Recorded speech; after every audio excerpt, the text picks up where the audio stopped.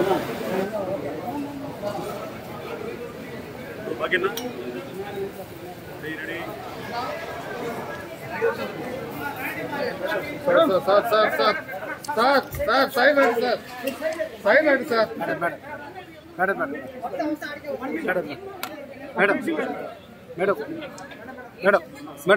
కూటమి ప్రభుత్వం వచ్చినాక మహిళలకు రక్షణ లేదంటూ రోజా ఆరోపణలు చేస్తారు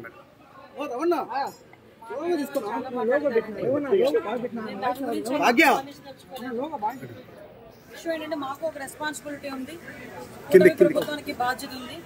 ఆడపిల్లల రక్షణ విషయంలో గౌరవ చంద్రబాబు నాయుడు గారు కానీ పవన్ కళ్యాణ్ గారు కానీ చిత్తశుద్ధితో పనిచేస్తున్నారు. ఆ విషయం మనందరికీ తెలుసు. ఆ విషయం తెలుసుకోవాలనుకుంటే ఇప్పటి వరకు జరిగిన ఏ సంఘటనలోనూ కూడా రిమాండ్ పంపించకుండా అక్యూజ్డ్ ని ఎక్కడా కూడా వదిలిపెట్టిన పరిస్థితి కనిపించింది.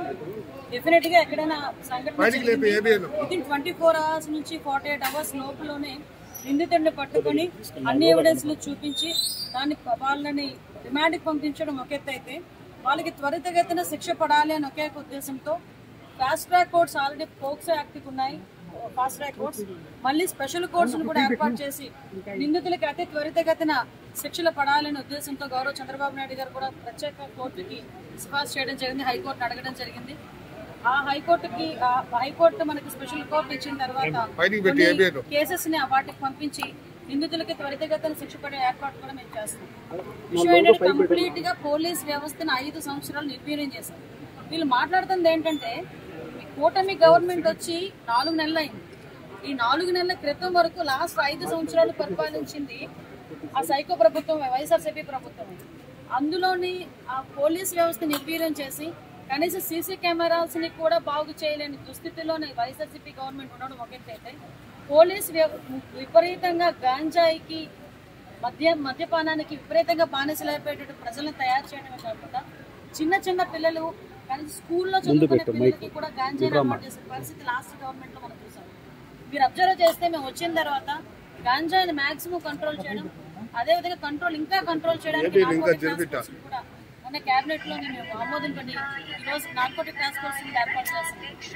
ఈ రోజు మహిళల రక్షణ విషయంలోనే కానీ శాంతి భద్రతల విషయంలోనే కానీ చంద్రబాబు నాయుడు గారు తీసుకునే ప్రతి నిర్ణయం కూడా ప్రజారంజకమైనది. దయచేసి అందరూ కూడా గమనించాలి.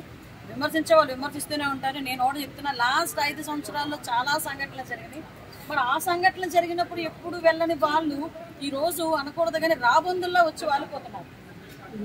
ఏదైనా చిన్న సంఘటన జరిగితే లిటరల్లీ రాబందులని పదవి ఎందుకు వాడానో ఒకసారి ఆలోచించాలి. రాబందుల్లో వచ్చి వాడుతున్నారు.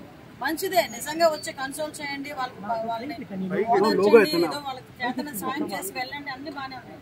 కానీ మనం లాస్ట్ 5 సంవత్సరాలు మనమే గవర్నమెంట్ లో ఉన్న సంగతి మర్చిపోకూడదు కదా. వాళ్ళు కూడా ఆ రోజు జరిగిన సంఘటనలకు ఈ రోజు వరకు దిక్కు దివానా లేదు.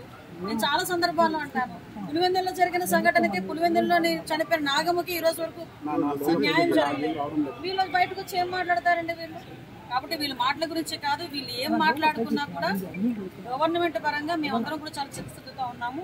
ముఖ్యంగా మహిళల రక్షణ దిశ వంటి చట్టాలు తొలగించి దిశ యాప్ ఉందని మీరు నమ్ముతున్నారా? నేను మిమ్మల్ని క్వశ్చన్ అడుగు, దిశ చట్టం ఉందని మీరు నమ్ముతున్నారా? దిశ చట్టం ఉందని మీరు నమ్ముతున్నానంటే కనుక చెప్పించండి. దిశ చట్టం కనుక ఉంటే ఆ దిశ చట్టం బేస్ చేసుకుని ఎన్ని కేసెస్ ఫైల్ అయ్యని చెప్పండి. దిశ యాప్ అని వీళ్ళు మాట్లాడుతున్నారు. దిశ యాప్ అనేది ఇంతకుముందు ఫ్రంట్ లైన్ అని చెప్పేసి ఒక యాప్ ఉండేది. ఆ యాప్ అని వీళ్ళు కన్వర్ట్ చేసి దిశ యాప్ అని పెట్టారు. ఈ రోజు మళ్ళా తిరిగి మహిళా యాప్ అని చెప్పి మేము తిరిగి దాన్ని పునరుద్ధరించి దాన్ని అప్డేట్ చేసి ఈరోజు మహిళా యాప్ కూడా రెడీగా ఉంది. ఈ రోజు మీకు చాలా విషయాలు, ఇప్పుడు సంఘటన జరిగిన ప్రదేశాన్ని కూడా కుటుంబాన్ని కూడా పరామర్శించడానికి వెళ్తున్నాం. అక్కడికి వెళ్ళిన తర్వాత కూడా మీకు చాలా విషయాలు మేమందరం కూడా కూలంకషంగా మీకు చెప్పగలం. వీళ్ళు మాట్లాడితే దిశ యాప్ ఓకే. నేను ఒకటే క్వశ్చన్ చేస్తున్నా, అరే మీరున్నప్పుడు కూడా దిశ యాప్ ఉంది కదా, మరి ఆ రోజు సంఘటనలు ఎందుకు జరగకుండా మాట్లాడలేదు? ఈ రోజు దిశ యాప్ ఉంటే జరగకుండా ఉండేవని మీరు మాట్లాడుతున్నారు. ఆ రోజు కూడా దిశ యాప్ ఉంది కదా, దిశ యాప్ పెట్టానన్నారు కదా, మరి అన్ని సంఘటనలు, అన్ని వేల సంఘటనలు ఎందుకు జరిగినాయి? 33,000 మంది అమ్మాయిలు ఎందుకు మిస్ అయ్యారు? మరి దానికి ఈరోజు సమాధానం చెప్పగలరా వీళ్ళు? మేము పొలిటికల్ గా కంపారిజన్ చేసుకోవడం పక్కన పెడితే ఈ రోజు మాకు బాధ్యత ఉంది. ప్రభుత్వంలో మేము ఉన్నాం, మాకు బాధ్యత ఉంది. మా బాధ్యతాయుతంగా మేము పనిచేస్తున్నాం. వాళ్ళు విమర్శించే పరిస్థితిలో ఉంటే విమర్శించుకోనండి, దాని గురించి మేము పట్టించుకోవాలి.